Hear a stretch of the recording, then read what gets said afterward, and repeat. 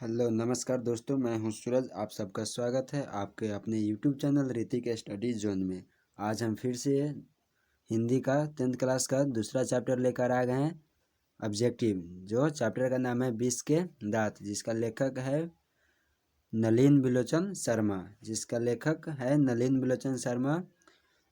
तो ये दो चैप्टर का ऑब्जेक्टिव है। एक चैप्टर का ऑब्जेक्टिव करा दिए हैं श्रम विभाजन और जाति प्रथा दूसरे वीडियो में। अब ये दूसरा वीडियो है 20 के दांत, जिसका लेखक है नलिन बिलोचन शर्मा। चलिए तो ये इस वीडियो को शुरू करते हैं।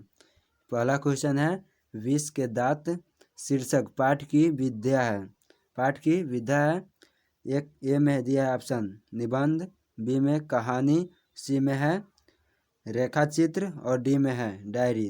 तो ये क्या है? जो 20 के दांत है ये एक कहानी है। क्या है? एक कहानी है। ऑप्शन इसका आंसर हो जाएगा, एक का आंसर हो जाएगा बी, कहानी। चलिए दूसरा क्वेश्चन देखते हैं। दूसरा क्वेश्चन है मदन के लिए क्या खाना मामूली बात थी। मदन के लिए क्या खाना मामूली बात थी? एक में दुरस्कार, बी में है प्यार, ए में हो गया दुरत्कार, बी में हो गया प्यार, सी में हो गया मार और डी में हो गया फटकार।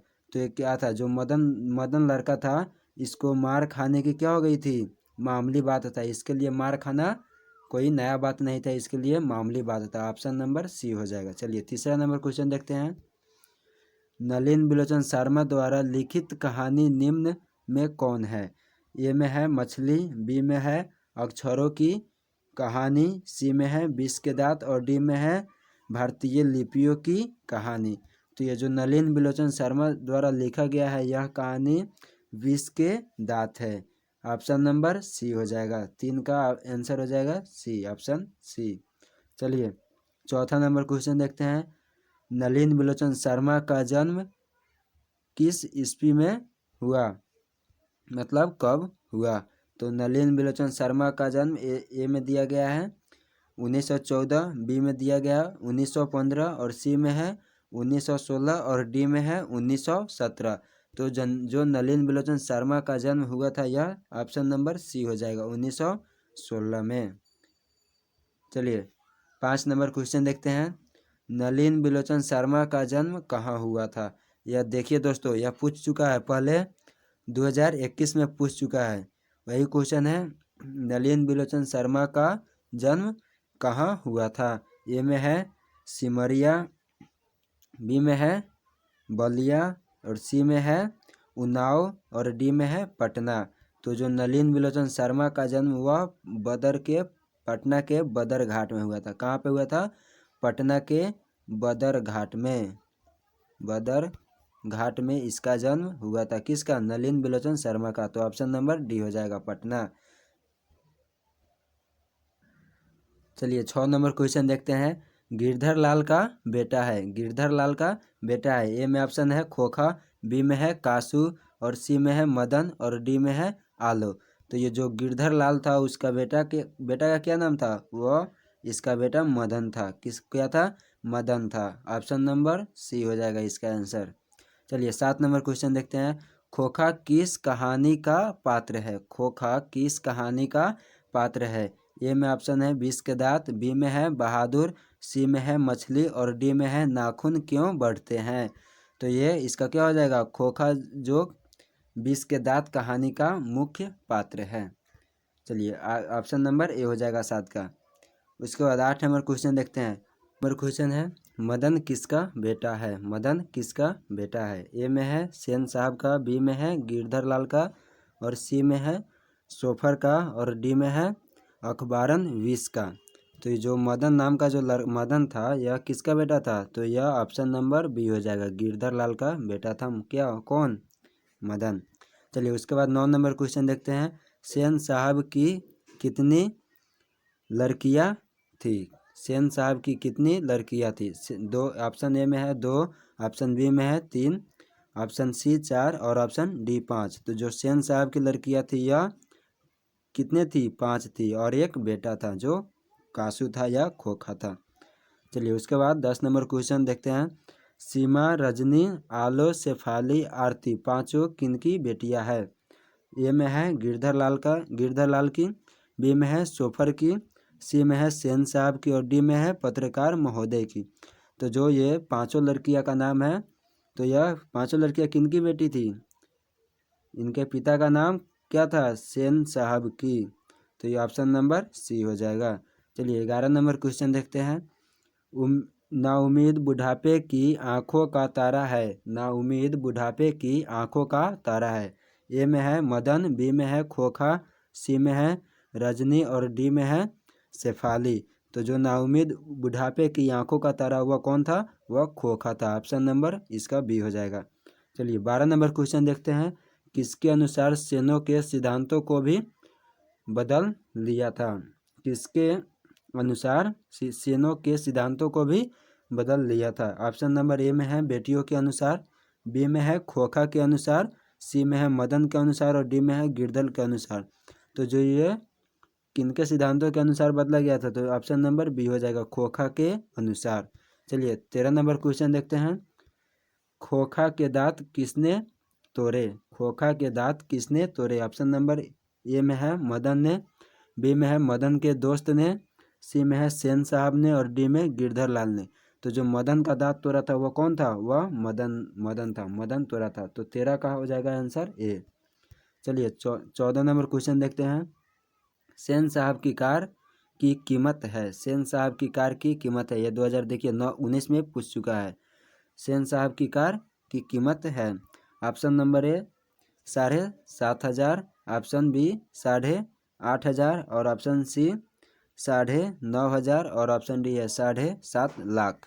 तो ये क्या हो जाएगा? जो सेन साहब की कार थी वह 7,500 की थी। ऑप्शन नंबर ए हो जाएगा, 14 का ए हो जाएगा। चलिए 15 नंबर क्वेश्चन देखते हैं। सेन साहब की आंखों का तारा है। ये भी 2019 में पूछ चुका है। सेन साहब की आंखों का तारा है कौन? ए में है कार, बी में है खोखा और सी में है खोखी। तो डी में है उपयुक्त सभी। तो जो सेन साहब की आंखों का तारा था वह कौन था? खोखा था। ऑप्शन नंबर बी हो जाएगा। चलिए आगे 16 नंबर क्वेश्चन है। 16 नंबर क्वेश्चन क्या कह रहा है? सुन देखिएगा इधर। मोटर को कोई खतरा हो सकता है तो किससे? तो ऑप्शन ए में है खोखा से, ऑप्शन बी में मदन, ऑप्शन सी सीमा और डी में है शेफाली। तो ये क्या होगा? जो मोटर को खतरा था वह किससे था? ऑप्शन नंबर ए हो जाएगा। 16 का ऑप्शन नंबर ए हो जाएगा, खोखा से मोटर कार को खतरा था। उसके बाद 17 नंबर क्वेश्चन है। ऐसे ही लड़के आगे चलकर गुंडे, चोर, डाकू बनते हैं। यह पंक्ति कहानी के किस पात्र ने कही है? ऑप्शन नंबर ए में है सेन साहब की धर्म पत्नी, बी में है गिरधर, सी में है सेन साहब और डी में है सोफर। तो जो ये कही थी ऐसे ही लड़के आगे चलकर गुंडे, चोर, डाकू बनते हैं, तो ये जो सेन साहब की धर्म पत्नी ने कही थी। और किसके ऊपर कही थी? मदन के ऊपर कही थी। चलिए उसके बाद 18 नंबर क्वेश्चन देखते हैं। गिरधर लाल सेन साहब की फैक्ट्री में क्या था? यह भी देखिए 2021 में पूछ चुका है। गिरधर लाल सेन साहब की फैक्ट्री में क्या था? ए में है किरानी, बी में है ड्राइवर, सी में है अकाउंटेंट और डी में है इनमें से कोई नहीं। तो ये क्या हो जाएगा? गिरधर लाल जो सेन साहब की फैक्ट्री में या किरानी के रूप में थे, किरानी के रूप में काम करते थे। ऑप्शन नंबर ए हो जाएगा, 18 का ए। चलिए उसके बाद 19 नंबर क्वेश्चन देखते हैं। हिंदी कविता में प्रवर्तक कौन है? ए में ऑप्शन दिया है मैक्स मुलर, बी में है नलिन बिलोचन शर्मा और सी में है अशोक वाजपेयी और डी में है अमरकांत। तो ये क्या हो जाएगा? 19 का आंसर हो जाएगा Nalin Bilochan Sharma. Option number B हो जाएगा। चलिए उसके बाद तहजीब और तमीज की जीती जागती मूरत है। तो ए में ऑप्शन दिया है गिरधर लाल की, बी में है ड्राइवर की और सी में है सेन साहब की और डी में है इंजीनियर साहब की। तो ये क्या हो जाएगा? जो पांचों लड़कियां थी सेन साहब की। ऑप्शन नंबर सी हो जाएगा, सेन साहब की। चलिए उसके बाद 21 नंबर क्वेश्चन देखते हैं। सीमा, रजनी, आलो, शेफाली, आरती पांचों किनकी बहनें थी? पांचों किनकी बहनें थी? ए में है मदन की, बी में है खोखा की, सी में है लेखक की और डी में है सेन साहब की। तो जो यह पांचों लड़कियां थी वह खोखा की बहन थी। ऑप्शन नंबर बी हो जाएगा। चलिए उसके बाद 22 नंबर क्वेश्चन है, कहा जा रहा है कि झोपड़ी और महल की लड़ाई में अक्सर कौन जीतते हैं। महल और झोपड़ी की लड़ाई में अक्सर कौन जीतते हैं। ऑप्शन ए में है महल वाले, ऑप्शन बी में है झोपड़ी वाले, ऑप्शन सी में है दोनों और ऑप्शन डी में है कोई नहीं। तो जो महल और झोपड़ी के जो लड़ाई में अक्सर महल वाले ही जीतते हैं। ऑप्शन 22 का हो जाएगा आंसर ऑप्शन नंबर ए महल वाले। चलिए 23 नंबर, कौन सी कहानी मध्य वर्ग के अंतर्विरोधियों को उजागर करती है। ऑप्शन नंबर ए में है श्रम विभाजन और जाति प्रथा, ऑप्शन बी में है नाखून क्यों बढ़ते, ऑप्शन सी में है विष के दांत और ऑप्शन डी में है नागरी लिपि। तो इसका क्या हो जाएगा, 23 का आंसर हो जाएगा विष के दांत, ऑप्शन नंबर सी इसका सही आंसर हो जाएगा। चलिए उसके बाद 24 नंबर क्वेश्चन देखते हैं।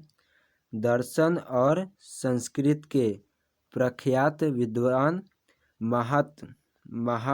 संस्कृत के प्रख्यात विद्वान महामहोपाध्याय रामावतार शर्मा के ज्येष्ठ पुत्र थे। ऑप्शन नंबर ए में है भीमराव अंबेडकर, ऑप्शन बी में है नलिन बिलोचन शर्मा, ऑप्शन सी में है हजारी प्रसाद द्विवेदी और ऑप्शन डी में है यतीन्द्र मिश्र। तो ये क्या हो जाएगा, 24 का क्या हो जाएगा answer, option number B Nalin Bilochan Sharma, Nalin Bilochan Sharma, option number B हो जाएगा। चलिए उसके बाद 25 नंबर क्वेश्चन देखते हैं।